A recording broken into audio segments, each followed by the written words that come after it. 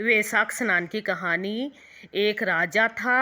वह सुबह जल्दी उठकर वैशाख के महीने में गंगा जी नहाता और कहता कि मेरे से पहले गंगा जी में कोई भी नहीं नहाए। एक बंदरिया थी जो रोज राजा से पहले नहा लेती और पीछे राजा नहाने जाते तो राजा को गंगा जी का जल हिलता हुआ दिखाई देता। तो उसने वहाँ पर पहरेदार बिठा दिए, सिपाहियों से कह दिया कि मेरे से पहले कोई भी नहीं नहाने आए। गंगा जी के किनारे एक पेड़ था, उसके ऊपर एक बंदरिया रहती थी। डाली के सहारे उतर कर गंगा जी में नहा लेती और पेड़ पर जाकर बैठ जाती। वैशाख पूरा हुआ, उसे एक दिन सिपाही ने देख लिया। उसने देखा कि जब अंधेरे में उन्हें कुछ भी नहीं दिखता और उन्हें नींद आ जाती है तो यह बंदरिया उस समय गंगा जी में नहाती है। सिपाही उसको पकड़कर राजा के पास ले गया और कहा कि ये बंदरिया आपसे पहले नहाती है। राजा ने प्रण किया हुआ था कि यदि कोई औरत मेरे से पहले नहाती होगी तो मैं उसके साथ विवाह कर लूँगा। राजा ने बंदरिया से विवाह कर लिया, धर्म मानने लग गया। वैशाख में नहाने से बंदरिया के बच्चे होने की आशा हो गई।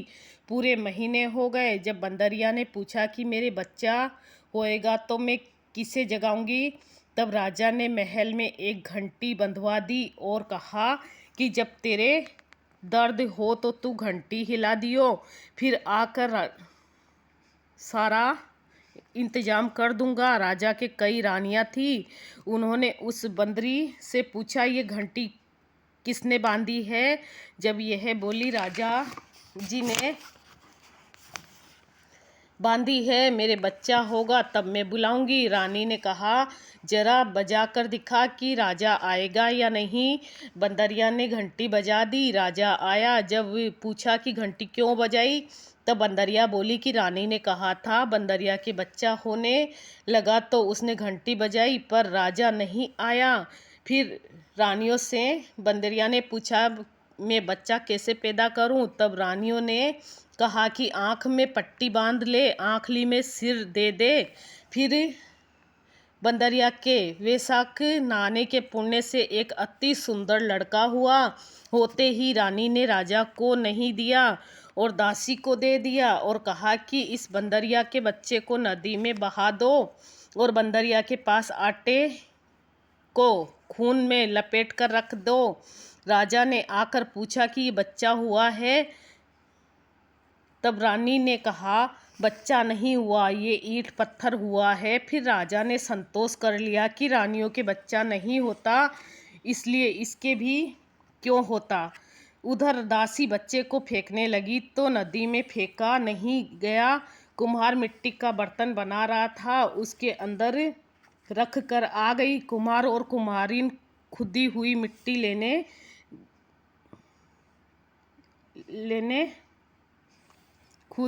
मिट्टी लेने गए तो देखा कि बहुत सुंदर बच्चा सो रहा है। जब कुम्हार बोला कि हमारे बच्चा नहीं है, इसलिए भगवान ने हमें बच्चा भेजा है, जिसको तू पाल ले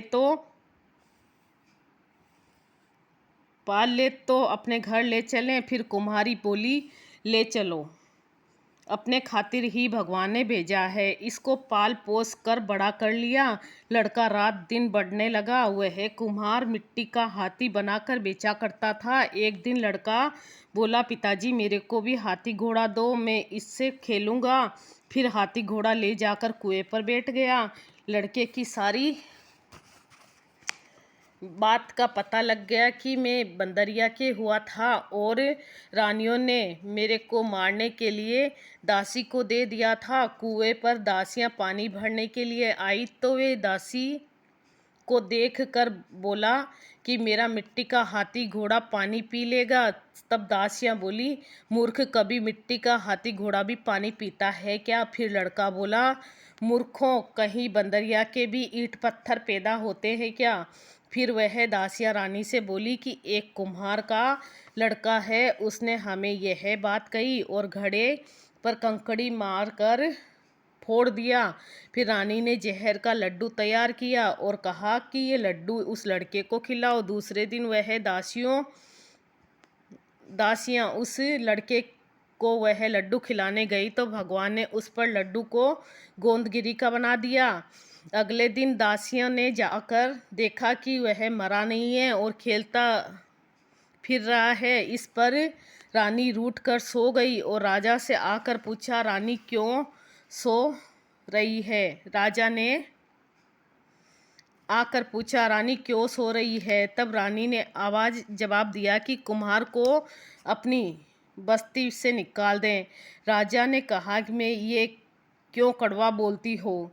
पर रानी ने जिद करके कुम्हार को निकलवा दिया। कुम्हार जंगल में रहने लगा। फिर वह लड़का बोला, पिताजी मेरे को 108 करवे 108 गोले बना दो। वह ठंडे ठंडे घड़े भर कर बैठ गया। गनगौरों के लिए मिट्टी लेने के लिए बहुत सारी लड़कियां आई। राजा की साहूकारनी भी आई और बगीचे में बैठकर खेलने लग गई। खेलते खेलते प्यास लग गई। यह छोरियां उस लड़के से बोली कि हमें पानी पिला दे। फिर वह लड़का बोला, मेरे पास ये गोलियां हैं, इन्हें खाती चली जाओ और मेरे पीछे फिरती जाओ। फिर कई लड़कियां ने कहा, मैं तेरी गोली नहीं खाऊं, हमें प्यास लग रही है, तू खा ले। फिर वह लड़की आगे जाकर बैठ गई। छोरियां एक एक करके गोली खाती गई और ठंडा पानी पिया। उसके चारों तरफ फिरने लगी। सब लड़कियों के पेट में गर्भ रह गया। लड़कियां मिट्टी लेकर घर गई तो पीछे उसके बाप ने ब्याह का सावा निकलवाया तो सावा नहीं निकला। पर उसने कहा कि इनका ब्याह तो हो जाना चाहिए। बाद में लड़कियों के किसी का जी घबराए तो कोई रोटी नहीं खाए, कोई उल्टी करे। फिर बर्तन सबने उसने पूछा, तुम्हारे ये क्या हो गया? मुझे तो पता नहीं, मैं तो मिट्टी लेने गई थी। वहाँ पर कुम्हार का लड़का हमें एक एक गोली देता गया और पानी पिलाता गया और खुद बीच में बैठ गया और हमारे से कहा, तुम चारों तरफ फिरो। यह बात सुनकर सबके बाप कुम्हार के लड़के के पास गए और बोले, हमारी लड़कियों का विवाह तेरे साथ करेंगे। उसने सबके साथ फेरे लिए। फिर कुम्हार बोला, आप बड़े आदमी हो, राजा रानी हो, मेरा बेटा ऐसा क्यों करेगा? पर सब कोई उसके साथ अपनी अपनी लड़कियों का विवाह कर दिया।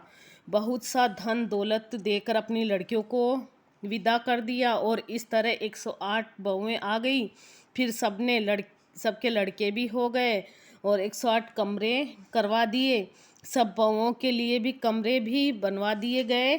फिर लड़के ने कहा, पिताजी हम सारे नगर में दावत का बुलावा देंगे। आपके इतनी बहुएं आई है और इतने पोते हो गए। तब कुम्हार ने कहा, जिमा दो।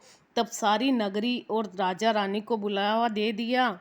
सब कोई जीमने आए और राजा का परिवार सेना सहित खुद आया। लड़के ने कहा, बंदरिया को क्यों नहीं लाए? राजा ने कहा, बंदरिया को भी बुला लेते हैं। राजा ने बंदरिया को बुलाने के लिए रथ पालकी सजाकर भिजवा दी। वहाँ पर सारी सभा में सोने की चौकी पर सुंदर गद्दी बिछा दी। फिर बंदरिया आई तो गद्दी के ऊपर बैठा दिया और 108 बहुओं से कह दिया कि ये बंदरिया मेरी जन्म की माँ है और सब कोई सोने की मोहरें देकर गोद में पोते देती जाओ।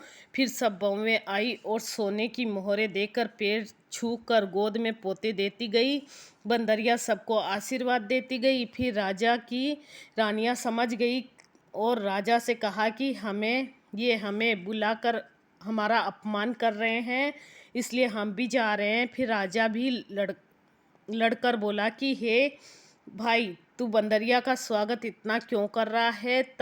जब वह बोला, यह है बंदरिया मेरी जन्म की माँ है। तब राजा ने पूछा, कैसे? मैं बंदरिया से पैदा हुआ था तो तुम्हारी रानियों ने मुझे दासियों को दे दिया और कहा कि इसे नदी में बहा दो, लेकिन दासी ने मुझे नदी में नहीं बहाया, मुझे उसने खदेड़ में रख दिया और कुम्हार और कुम्हारी ने मेरे को पाल पोष कर बड़ा कर दिया। और रानियों ने तुम्हारे से कहा कि उसके गारा पैदा हुआ है। जो दासी मेरे को ले गई वह यहीं पर खड़ी है और दासी ने कह दिया कि हाँ, मेरे को दिया था, मेरे से इसे नदी में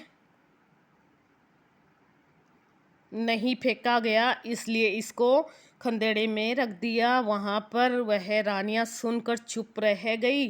पीछे राजा ने रानियों को छोड़ दिया और बंदरिया को साथ ले गया। साथ में पोतों को, बहुओं और बेटों को साथ ले बड़े गाजे बाजे से अपने घर गया और सबको अलग अलग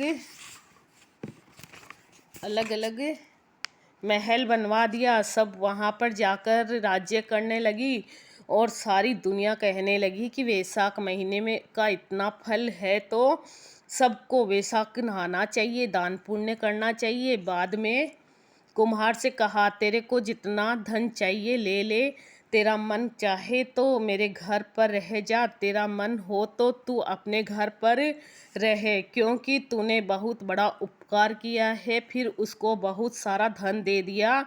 बंदरिया वैशाख नहाई तो राजा जी का राज्य पाया और 108 पोते पाए। ये भगवान जैसे बंदरिया को सुख संपत्ति दी, वैसे सबको देना। जो कोई इस कहानी को कहता सुनता है, उसकी भगवान की कृपा से ये सब मनोकामनाएं पूर्ण होती है। बंदरिया की कहानी वैशाख के महीने के वैशाख स्नान की।